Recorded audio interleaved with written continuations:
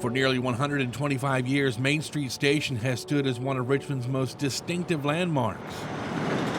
A temple of terracotta and Roman brick. It looks quite a bit different than the other buildings that surround it in Shockoe Bottom. Jess and Justin Walker have a deep affinity for this remarkable piece of Renaissance revival. Very special place to us. In fact, inside their Hanover County home, there's a sort of shrine to it in the corner of the family room. It's really so Richmond. Like, I love everything about the train station. Partially because it played a pivotal role in how their love story began. On the afternoon of Monday, August 30th, 2004, Jess found herself outside the old VCU Medical Campus gym, waiting for a friend to pick her up. Then the skies opened up.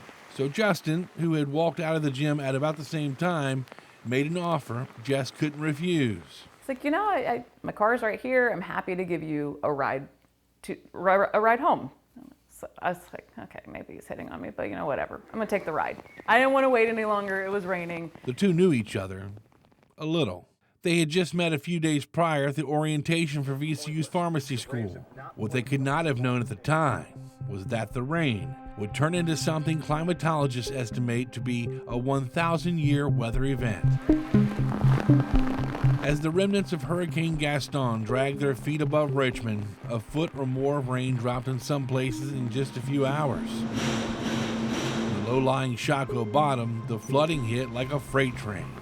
And these future pharmacists would get stuck right in the middle of it. And the geographically challenged Justin, new to Richmond, turned left on Broad Street instead of going right towards the fan where Jess lived. Honestly, thinking about it now, how much of our life is revolved around him taking a wrong turn. To get going back in the right direction, Jess had Justin cut over to Main Street. But by then, it looked more like a parking lot. Bumper to bumper, you're moving, maybe an inch or two every 2 or 3 minutes. Moments later, Justin's Volkswagen Golf encountered the world's worst water hazard. We get right in front of Main Street Station. I mean, smack dab in front of it. And then all of a sudden, a wall of water came. It was a over literal top of it. wave. An actual wave. The motor locked up, and water started pouring in through the air vents. And that was the moment that I looked at her and I said, it's time to get out. And I said, absolutely not. And this kid who weighs even less than he does now, somehow, at this point inside, it's waist high. So it was slams my seatbelt, grabs me by the neck, kicks open the door into the river. I mean, it's a river now. Swims me to the steps of the train station. After trying to help other people get out of their cars, Jess and Justin climbed the stairs and went inside, where they found more water. We go from first floor of Main Street Station to the second because the first floor is gone. Once they got upstairs, they were able to get a better look at the carnage below. All the cars that were there have now become this big cesspool of just floating mess. And the noise was incredible. So the sound of rushing water was just it was insane. Persistent. And then there was this overwhelming smell of gasoline. That's when Amtrak made the decision to get everybody out of the building. Quite literally put everyone in the station on a train. Once they got everybody settled and I guess clearance to actually move, they backed us over the river and then somewhere down near Philip Morris, they just stopped. Dinner that night, a half sandwich cut in two and one beer to share. And I was like, well, I guess this is our first date. Enjoy your sandwich and your Corona. And we sleep on the train overnight. A rocky start to their relationship, but proof they could survive anything life threw their way. I'm kind of one of those people that needs a sign. And I think it was one of those moments where I thought, well, daggone, if God doesn't give me a sign right now, then I'm kind of a fool. And I said, I knew in my brain, I said, this is the man I'm gonna marry. 4 years later, Justin popped the question, back at the place where Mother Nature once tried to sweep them both off their feet. He did propose on the steps of the train station, Yeah. so Yes. yeah. Yes. Yes, yeah, he's proud of that one.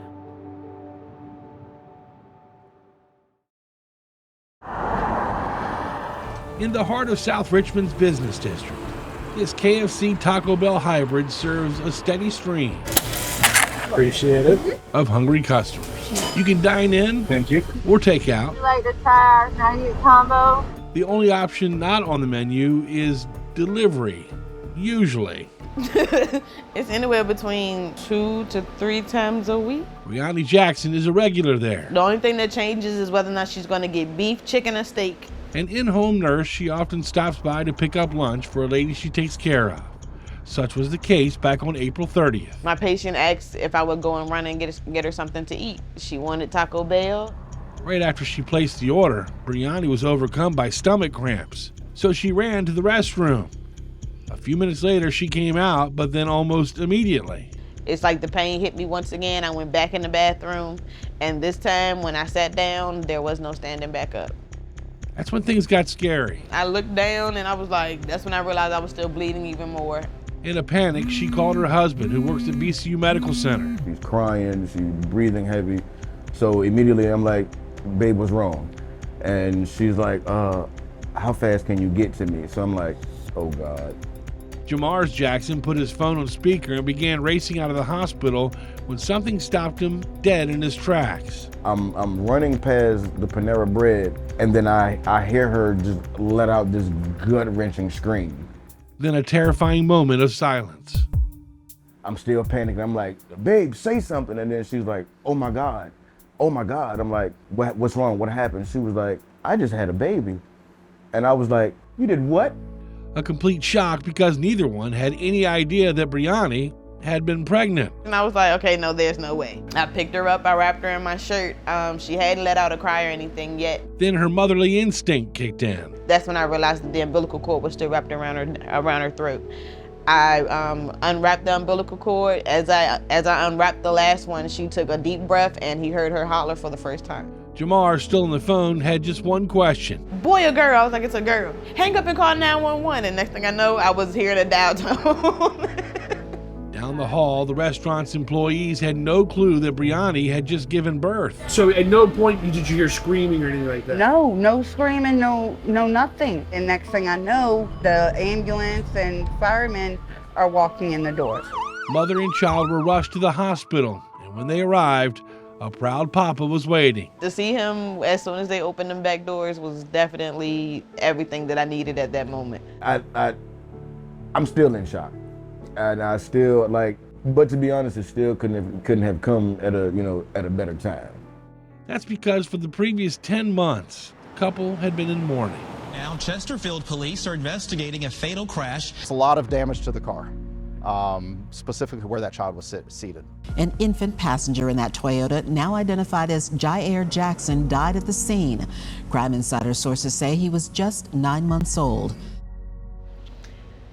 It was a matter of a nightmare as well as this just can't be something that's real.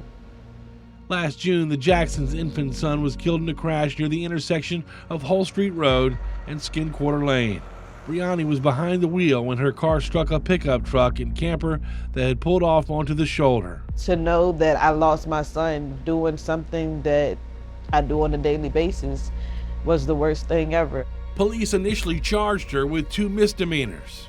Ultimately, one was dismissed and she would receive a suspended sentence and a fine for driving with bad brakes. It's been a battle. We have our good days, we have our bad days. The couple says the loss of their son tested their faith. Questioning God, why? Faith that was restored. Yes, look at the bubbles. When little Ayana was born. She's definitely a dream come true. To lose one and to truly gain another one is definitely the best gift that we could ever ask for. A bundle of joy. Lo and behold. With an arrival that no one saw coming. A miracle. Out of nowhere. In a Taco Bell restaurant. In a Taco Bell restaurant.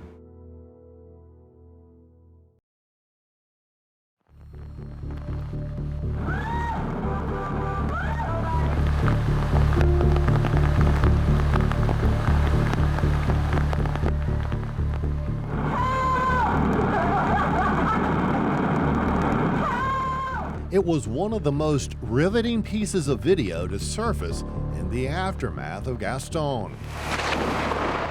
The storm that brought biblical flooding to parts of Richmond 20 years ago. It's just a scary moment. I've never seen anything like this. This surveillance footage from a GRTC bus shows the raging waters rapidly rising, threatening to completely engulf the massive mass transit vehicle. I thought I was gonna die. That's how scary it was.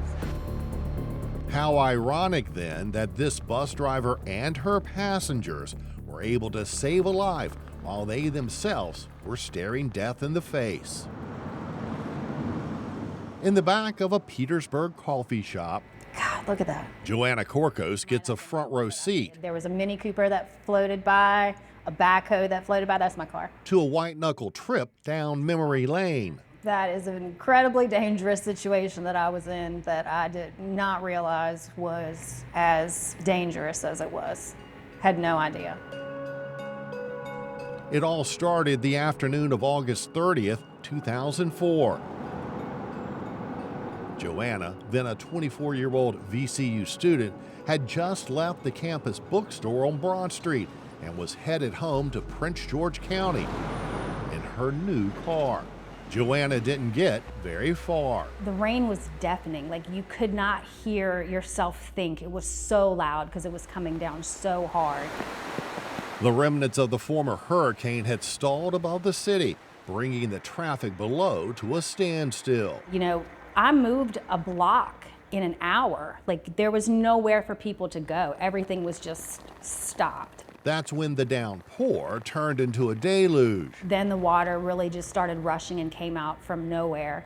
And the two cars that were in front of me washed away. Moments later, the situation turned even more dire. I just remember that the water was coming in my car and I was watching it rise and trying to decide what I was going to do next.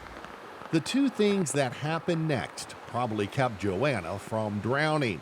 A bus pulled up right beside her and a wooden railroad tie floated downstream. The only thing that saved me from floating away too was that railroad tie that washed up in between me and the bus and kind of hooked me to the bus. Joanna had a cell phone and by that time had already called 911.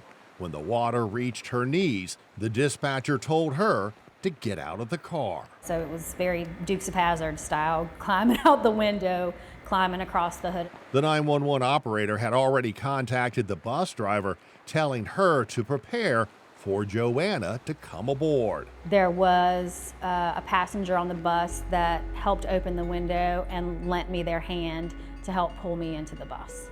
What were they saying? Don't you fall. And the sure-footed Joanna did not. The security camera capturing the moment she was pulled inside the bus, a place she and the others would remain for a long time. Several hours, because they considered us safe and there were other people that were in worse danger. Eventually, rescuers arrived by raft. I can remember stepping out of the boat into just like this muck that was on the ground because I was in flip-flops. It was August and I had lost my shoes.